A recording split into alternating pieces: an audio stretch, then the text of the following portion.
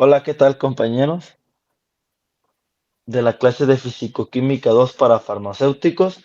Nosotros somos el equipo 1 conformado por Ramírez Organista José Luis, Pérez Romo José Leonardo, Ramos Cárdenas María Fernanda, Guzmán Topete Gerardo Emanuel, Jara Alfaro Saray Juda, y les vamos a hablar sobre el diagrama de fases.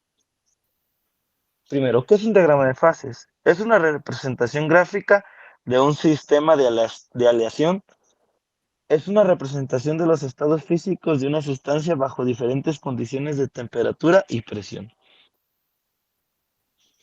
Un diagrama de fases típico tiene presión en el eje Y temperatura en el eje X. A medida que cruzamos las líneas o curvas en el diagrama de fases, se produce un cambio de fase. Además, dos estados de la sustancia coexisten en equilibrio en las líneas o curvas. Una transición de fase es la transición de un estado de materia a otro. Hay tres estados de materia: líquido, sólido y gaseoso. Punto triple. El punto en un diagrama de fases en el que coexisten los tres estados de la materia: gas, líquido y sólido. Punto crítico. El punto en un diagrama de fases en el que la sustancia es indistinguible entre los estados líquido y gaseoso.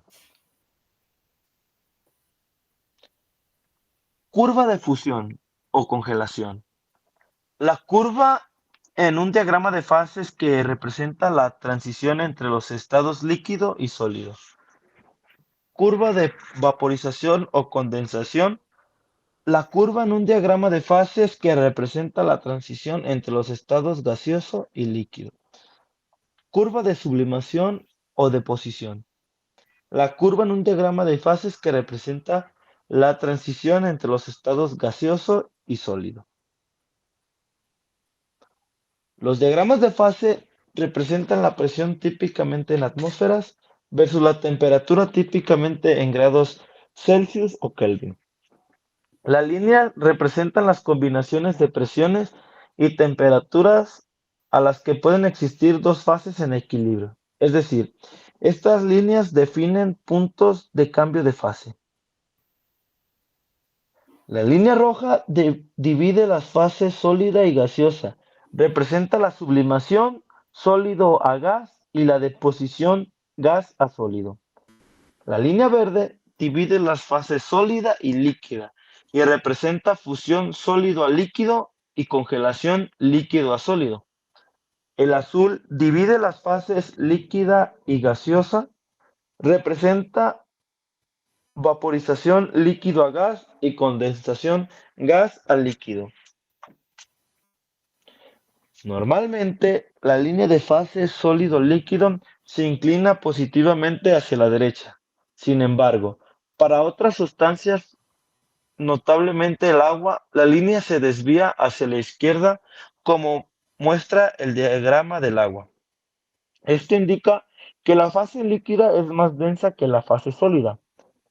En las formas sólidas del agua y algunas otras sustancias, las moléculas cristalizan en una red con mayor espacio promedio entre moléculas, resultando así en un sólido con la densidad menor que el líquido.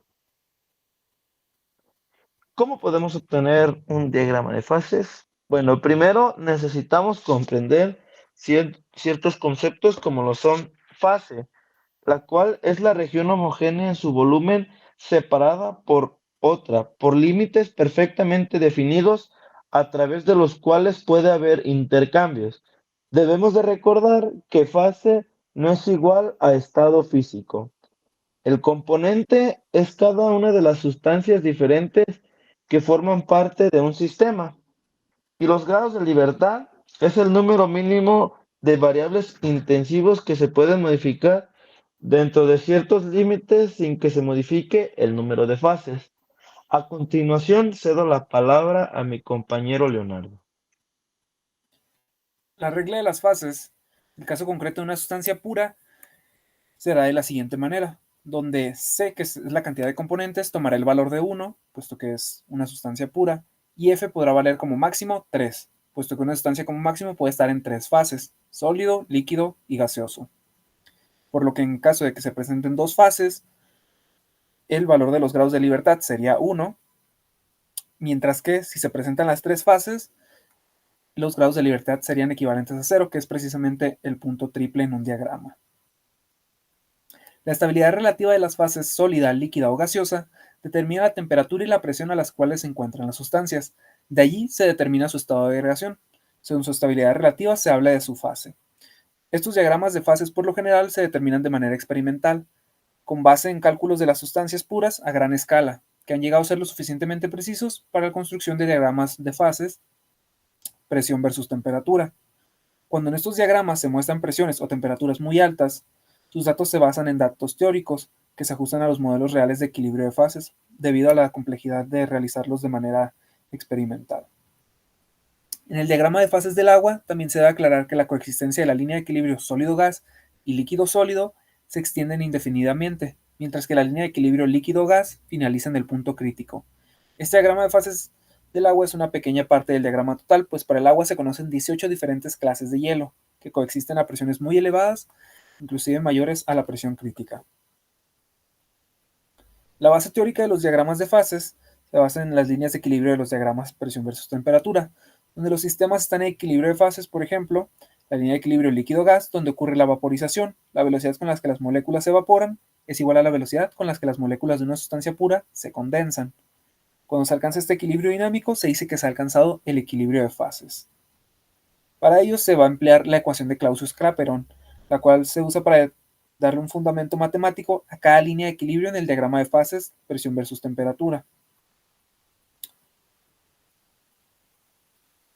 Y para ello la importancia de estas ecuaciones en el diagrama de fases es que permite obtener las condiciones de presión y temperatura que una sustancia pura debe tener para mantenerse en el equilibrio de fases, que se encuentran representados por las líneas de equilibrio coloreadas en el diagrama, con las cuales se puede ir prediciendo el comportamiento de la sustancia de acuerdo a las variaciones de presión y temperatura, de donde se construyen los diagramas de fases, sin necesidad de hacerlo experimentalmente. Además, sirve para calcular el cambio de las variables de presión y temperatura necesarios para cambiar de fase una sustancia de acuerdo a las condiciones iniciales. Entonces, prácticamente esta sería la manera de obtener un diagrama de fases y cómo las ecuaciones nos permiten determinarlo. A continuación se encuentran las bibliografías y por nuestra parte sería todo. Muchas gracias.